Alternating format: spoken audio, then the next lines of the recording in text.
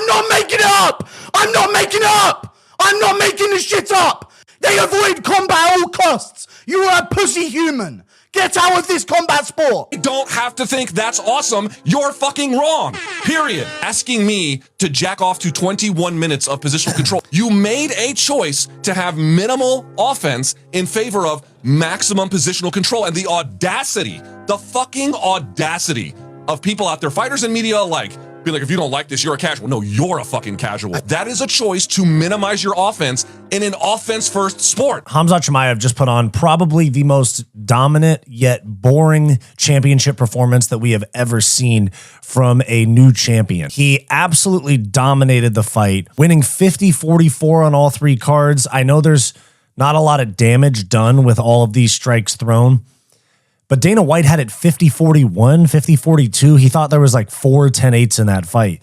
So in this video, we are going to talk about Khamzat Chimaev's recent win this past weekend at UFC 319 over now former middleweight champion Dricus Du Plessis. Stick around to hear my thoughts. I'm Wyatt, and this is Fight Society. Okay. So Dricus Du Plessis was absolutely dominated by Khamzat Chimaev. As you can see right here, the total strike number was 529 for Chimaev to 45 for Dricus Du Plessis.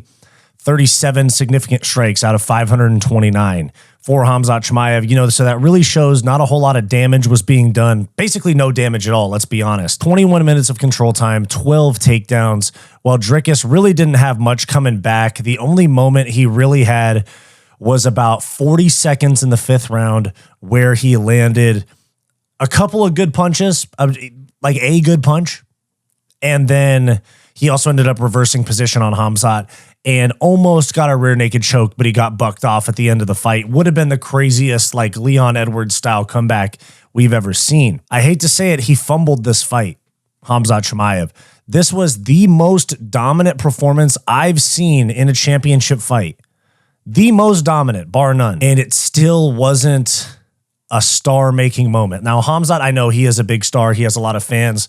He was getting the cheers in Chicago. Dricus was getting booed. But this was his chance, massive pay-per-view card, to go out there and get a nasty TKO on the ground, maybe snatch a choke during a scramble, and become a massive star. Like the way that when he submitted Whitaker, I know Whitaker had a compromised jaw already going into that fight. But when he subbed Whitaker, I was like, damn, Khamzat's really, really good. Khamzat might be the scariest guy we've seen in a while, like since Khabib. He still is very, very good. My opinion of him in that regard hasn't changed. He didn't take risks to get a finish or entertain the fans against DDP. And DDP, to be honest, some of the blame falls on him. The first 2 rounds, he played defense, kind of played possum. That's what I thought he was doing. I thought he was going to just ride out those first 2 rounds. Khamzat would gas, and then Dricus would mount a comeback. But once we got into the 3rd round, the 4th round, and Dricus's game plan hadn't changed literally at all. He wasn't starting to scramble. He wasn't trying to play a guard game. He wasn't defending the takedowns. He didn't show any sense of urgency the entire fight. I know he was trying to remain calm, but he basically never got started. Khamzat got a little bit ego-driven in the 5th round, got reversed and almost got choked. But that's kind of a footnote for this fight because Dricus got absolutely dominated and kind of put up like a piss poor effort, in my opinion. I selfishly wanted the ref to break up the fight way more often than it did. And yes, this was boring. This was not a star-making performance. This was not Topuria knocking out Oliveira or Volk or Holloway, where you go, oh shit, we might have the face of the sport on our hands. Basically, of a champ now, you go, dang, he's really good. Not going to watch that fight. At least the casual fans. Of course, I watch everything. Most of the people that watch this channel watch just about every fight. A lot of people now look at Khamzat and they go, yeah, I don't want to watch that.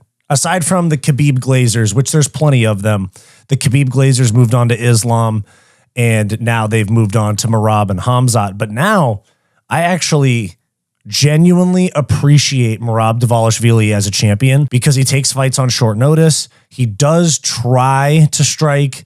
He does try to get finishes, like he just finished Sean O'Malley in June. Khamzat Chimaev, who's supposed to be this marauder, everybody's terrified of him. Now everybody just goes, oh yeah, well, yeah, he's going to wrestle him. when he goes, I kill everybody, blah, blah, blah. A year ago, you'd be like, dang, dude, this is hype. We have a new star on our hands. Now, the next time you hear him say that, you're going to kind of roll your eyes a little bit. So Dricus is going to have to rebuild. He's not going to get a rematch. That was not competitive. He only had 2 title defenses. One of them, the first Strickland fight that he won the belt on, some people thought he lost. Dricus was a great champ. He was active, great on the mic, but he's not going to get a rematch. If Rener de Ridder doesn't get a title shot against Khamzat in October, they'll probably do Dricus versus Rener de Ridder, but we'll talk about that later. This is pretty crazy to me that Khamzat Chimaev is number 4 pound for pound. Number 4 pound for pound, considering that you have Ilia Topuria, who has knocked out 3 GOATs of the sport in his last 3 fights, especially the last one. Oliveira just dropped dead unconscious in the first round. Islam Makhachev arguably could be number 1 over him. Merab Dvalishvili arguably could be number 1 as well. But Khamzat Chimaev beating Dricus Du Plessis with a boring but very dominant performance does not put you past a Pantoja, who has like 5 title defenses at this point. Just absolutely smoked Kai Kara France a month and a half ago, like 90 days ago. So like, 3 months ago. And it doesn't get you past an Ankalaev who just beat Alex Pereira. Doesn't get you past a Tom Aspinall who chased John Jones out of the sport and has a title defense. Jack Della Maddalena, who styled on Bilal Muhammad. Volk, really only 1 loss in his division. His other loss was up a weight class, and he's come back great. I would put Khamzat fucking at 9 right in front of Pereira, because Pereira is not a champ. That's what I would honestly do. Get Bilal Muhammad out of there. Get Arman Sarukian out of there. They dropped Charles Oliveira from the pound for pound to put Shavkat, who quite literally, he doesn't fight, and he hasn't fought in a while. He beat Ian Gary. It was not the best fight, and that was December. We're coming up on September, and we haven't heard shit about Shavkat Rakhmonov. So, of course, this is like, so they can manipulate it and be like, oh yeah, look, we're going to have number 2 against number 1, or number blah, blah, blah against blah, blah, blah, stuff like that. And so they can say Khamzat, new middleweight champion, one of the best pound for pound. But this does not jump you 10 spots. They literally had him and Dricus trade places. Khamzat glazed from the UFC, expected, but I'm just pissed that it's happening now. Now, this is something that's getting talked about quite a bit, is the fact that Khamzat Chimaev, who had cardio problems for a long time in his career, gassed out in the Usman fight, just went 5 rounds, pushing the pace, shooting takedowns into the 5th round, control time the entire way through. And now many people are pointing to the improvement in Khamzat's cardio as being related to Khamzat, along with Aaron Pico and Arman Sarukian now, working with Sam Calaviti, who is famously TJ Dillashaw's strength coach,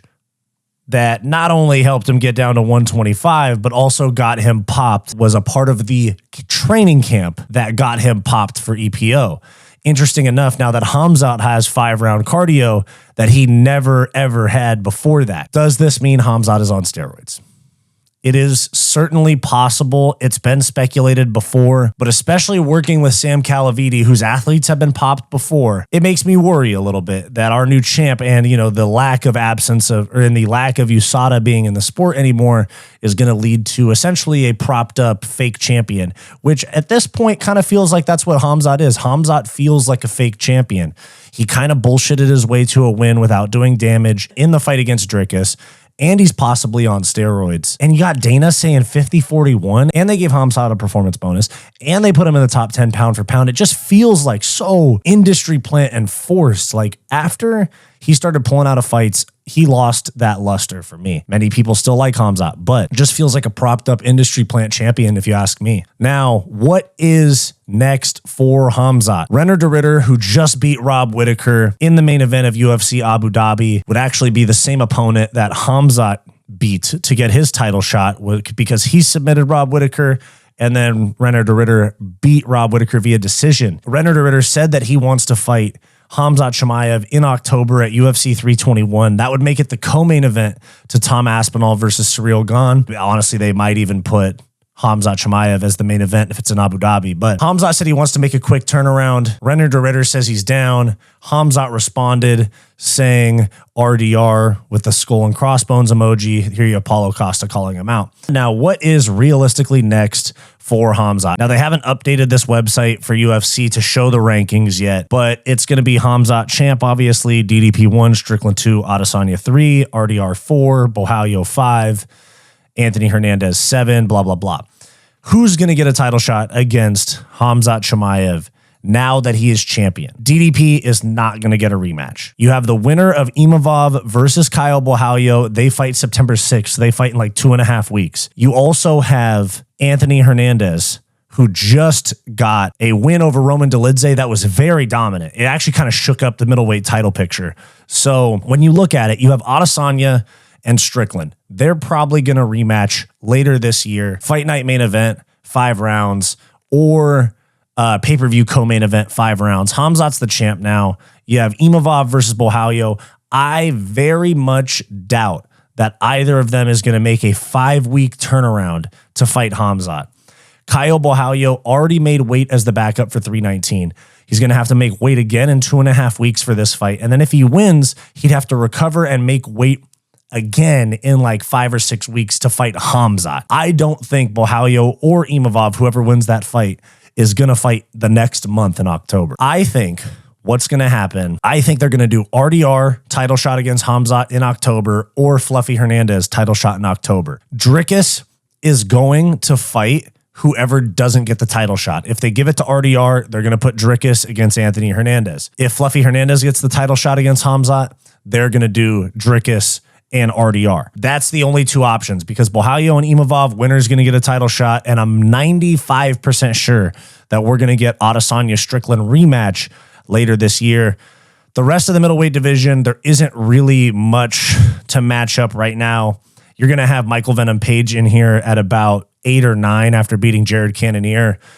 He could fight Adesanya. Just depends on how long Strickland is suspended for hopping in the ring at Tough Enough. Quick break. If you're loving this video and you want more from Fight Society, click that join button down below to become a channel member today, where you'll get access to members-only live streams, behind-the-scenes vlogs, and all the unfiltered stuff that we don't post to the main channel. Back to the video. That is the layout. I think it's going to be RDR in October or Anthony Hernandez with DDP taking on whoever doesn't get that title shot with Chimaev. But Khamzat Chimaev is the new middleweight champion, one of the most hyped prospects, one of the biggest prospects in UFC history, actually fulfilled his title goals, title dreams, because many of these prospects have been getting burned out. I mean, Ilia Topuria and Khamzat broke through, but we got a lot of fraud checks before that. Bo Nickel, the list goes on. Steve Erceg had his shot. Surreal Gone came up short to John Jones. Jack Della Maddalena just won. So actually, it's kind of like a reversal where guys aren't getting as fraud checked. There's a lot of guys getting fraud checked on their way to the belt, like Buckley losing to Usman. Really, you actually have these prospects breaking through. Khamzat in the least star-making fashion. Obviously, JDM and Ilia Topuria a lot more exciting than that. So